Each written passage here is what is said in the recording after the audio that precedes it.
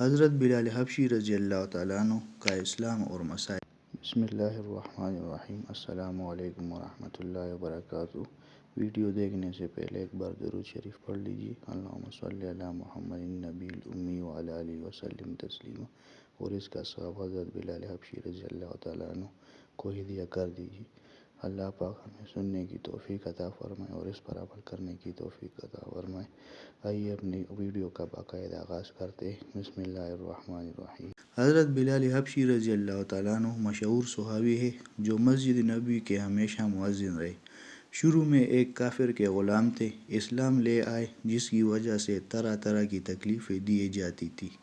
امیہ بن خلف جو مسلمانوں کا سخت دشمن تھا، ان کو سخت گرمی میں دوپہر کے وقت تپتی ہوئی ریت پر سیدھا لٹا کر ان کے سینہ مبارک پر پتھر کی بڑی چٹان رکھ دیتا تھا تاکہ وہ حرکت نہ کر سکے، اور کہتا تھا کہ یہ اس حال میں مر جائے اور زندگی چاہے تو اسلام سے ہٹ جائے، مگر وہ اسی حالت میں بھی احد احد کہتے تھے، یعنی معبود ایک ہی ہے۔ رات کو زنجیروں میں باندھ کر کوڑے لگائے جاتے تھے اور اگلے دن ان زخموں کو گرم زمین پر ڈال کر اور زیادہ زخمی کیا جاتا تھا کہ بے قرار ہو کر اسلام سے پھر جائے یا تڑپ تڑپ کر مر جائے۔ عذاب دینے والے اکتا جاتے تھے، کبھی ابو جہل کا نمبر آتا تھا، کبھی امیہ بن خلف کا، کبھی اوروں کا، اور ہر شخص اس کی کوشش کرتا کہ تکلیف دینے میں زور ختم کر دے۔ حضرت ابوبکر صدیق رضی اللہ عنہ نے اس حالت میں دیکھا تو ان کو خرید کر آزاد فرما دیا۔ فائدہ: چونکہ عرب کے بت پرست اپنے بتوں کو بھی معبود کہتے تھے، اس لیے ان کے مقابلے میں اسلام کی تعلیم توحید کی تھی، جس کی وجہ سے حضرت بلال رضی اللہ عنہ کی زبان پر ایک کا ورد تھا، یعنی احد احد۔ یہ تعلق اور عشق کی بات ہے۔ ہم جھوٹی محبت میں یہ دیکھتے کہ جس سے محبت ہو جاتی ہے اس کا نام لینے میں لطف آتا ہے، بے فائدہ اس کو رٹا جاتا ہے، تو اللہ جل شانہ کی محبت کا کیا کہنا جو دین اور دنیا دونوں میں جگہ کام آنے والی ہے۔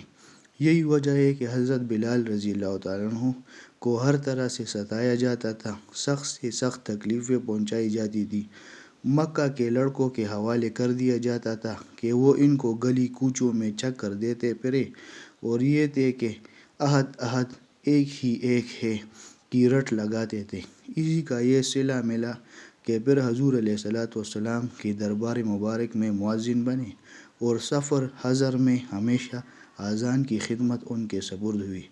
حضور علیہ السلام کی وصال کے بعد مدینہ طیبہ میں رہنا اور حضور علیہ السلام کی جگہ کو خالی دیکھنا مشکل ہو گیا۔ ارادہ کیا کہ اپنی باقی زندگی جہاد میں گزار دوں۔ جہاد کی نیت سے چل دیے۔ ایک عرصہ تک مدینہ منورہ لوٹ کر نہیں آئے۔ ایک مرتبہ حضور علیہ السلام کی خواب میں زیارت کی۔ حضور علیہ السلام نے فرمایا، بلال یہ کیا ظلم ہے، ہمارے پاس کبھی نہیں آتے؟ تو آنکھ کھولنے پر مدینہ طیبہ حاضر ہوئے۔ حضرت حسن رضی اللہ تعالیٰ عنہ اور حضرت حسین رضی اللہ تعالیٰ عنہ نے اذان کی فرمائش کی۔ لاڈلوں کی فرمائش ایسی نہیں تھی کہ انکار کی گنجائش ہوتی۔ اذان کہنا شروع کی اور مدینہ میں حضور علیہ السلام کے مبارک زمانے کی اذان کانوں میں پڑھ کر کوہرام مچ گیا۔ عورتیں تک روتی ہوئی گھر سے نکل پڑی۔